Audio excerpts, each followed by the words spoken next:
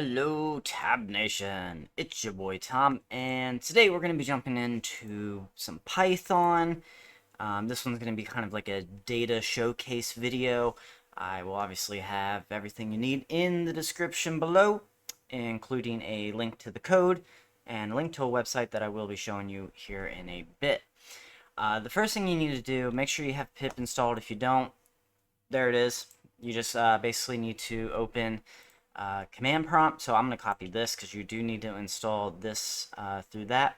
So you just go here, command prompt, and then you can paste it in and press enter. And it'll just kind of run through a whole bunch of stuff. If you get to this point and it says, it doesn't know what pip is, use that first line right there and you should be good. Once that's done, you can just close that out and we start coding. Obviously with Python, you're just going to save it as the name of the script, whatever you want to call it. We're calling this one donut.py. And just make sure you have that .py at the end, and it's just going to make a script wherever you save it. As you can see, here's the icon, just with the logo on it. So basically what we need to do is we need to import that module that we just got from up here that we've installed, unless you already have it. Next is going to be for our pie chart,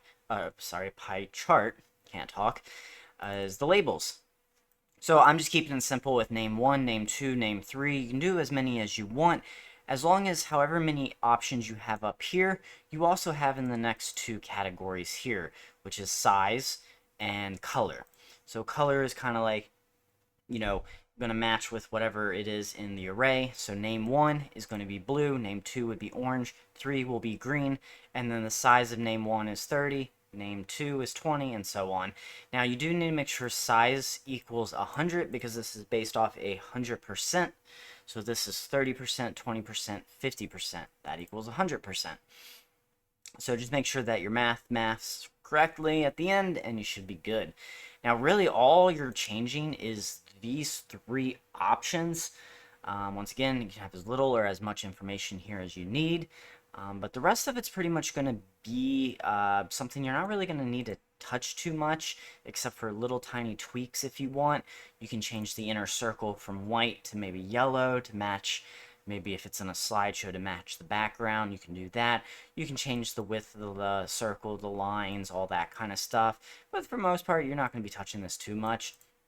The only thing I could really see maybe is the color, if you want it to match the background of whatever slideshow you're putting this into.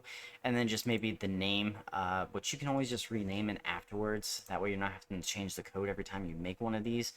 You just have it chart.png. And then we're going to have right here, the last thing is show, which is just going to automatically show me the results. But you can delete this if you don't want it. You just want to save it and then open it that way. It's really up to you. I guess you would want to change the title. The title could be, car sales, or how many people like pie versus cake, that kind of thing. So you can always change that, but we're just going to keep it as data chart test because that's what this is. All right, pretty simple, pretty self-explanatory. I'm not diving into a lot of this stuff. I'm just kind of showcasing it to you. So let's go ahead and run this one so we can see how it works. With Python, there's a few different ways you can always run stuff. I'm just going to do it from here in the terminal. I do need to point it at the desktop because that's where my file is saved. So I'm just going to right click on the file and I can copy and paste from here. And then we're just going to do cd space paste the path, press enter, and you can see it's now pointing to where the script actually is. So I'm going to do Python 3, the name, which is donut.py, and we're going to press enter. Give it a few seconds. It's going to run through. It's going to generate, save, and then open. So there it is.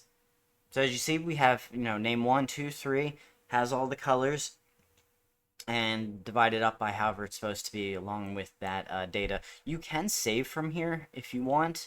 If you want to do the save manually versus having it do it automatically. It's on my desktop, so I can double click that. And it's just going to open on whatever image program you have on your computer as the default. And so there it is. So yeah, this is pretty cool. It's great for making stuff. You can obviously link this up with things like your like a SQL database, stuff like that, to get the information versus having to hard code it. But that's another video because that's a whole other thing. If you guys want to see more about that, let me know in the comments below. If you have any questions about this one specifically, let me know. The next one we're going to do is another data thing, but this is going to be using the world map, which is pretty cool. Once again, we got some stuff that we need to make sure we have. These should, by default, I believe, come when you download Python. If not, you can always just use that pip install and just Google, like, Plotty Express pip, and it will give you the code automatically that you need to enter into your command prompt for you. So we're going to be collecting a country and a value. We're going to print the question because we're going to be doing this through the terminal. Enter country name and value. It has to be 1 through 100 because that's the scale we're using. Type done when finished, which then would generate the file. And this is just basically running through getting my information, saving it, printing for the next part of value. Please enter a valid number in case I accidentally entered text. So just a few fail-safes there, and you're good. Like I said, a lot of this stuff you don't need to know. Things you might want to change is the color scale here. It is Inferno, which, let me find real quick. Alright, I'll put this in the description below. Here we go.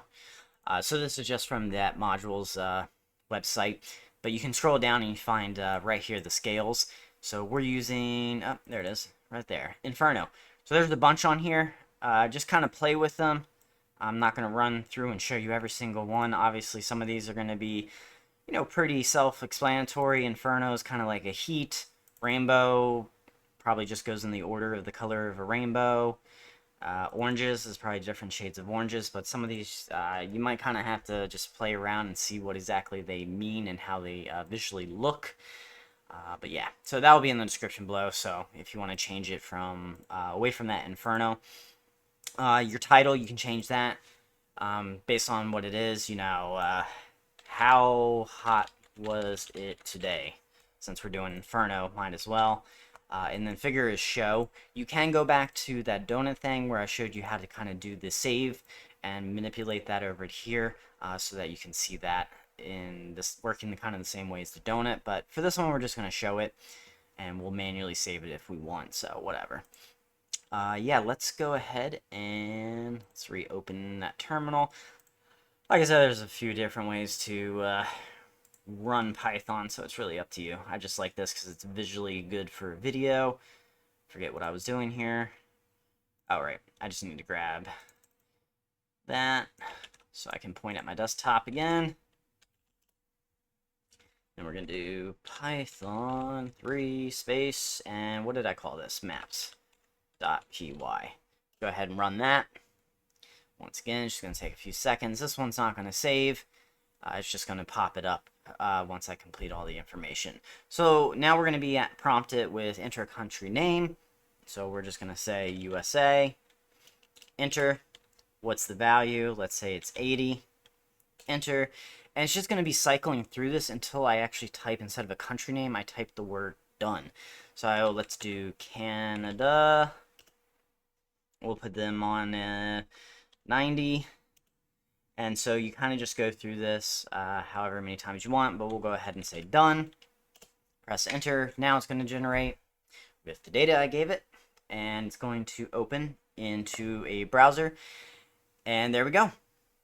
I might have misspelled Canada because it did not show up. I guess I wasn't paying attention. But you can hover over it, which is cool, so it's interactive. So you can see on here that the country USA has the value of 80, which puts down here in the middle. But I don't really like, honestly, this scale. So I would probably change the scale to something else, but whatever. But yeah, that's how that works. So it shows right here how hot was today. It's interactive. And as you can see, it's just being loaded right here. But you can do it to save it like you were before. Yeah, I mean, that one's pretty straightforward. Both of these are. Just kind of got to change a few pieces of data there, and depending on how you want to collect it from the user, Obviously, this one's being prompted in there, but you can always add a GUI of some sort, which I have done videos on if you want to check those out. They're pretty cool for this. But yeah, that's about all I got for you guys today. Just showing you some data entry and how to, I guess, showcase whatever information's put in there for you. Alright, guys, thanks for watching, and see you on the next one. Bye.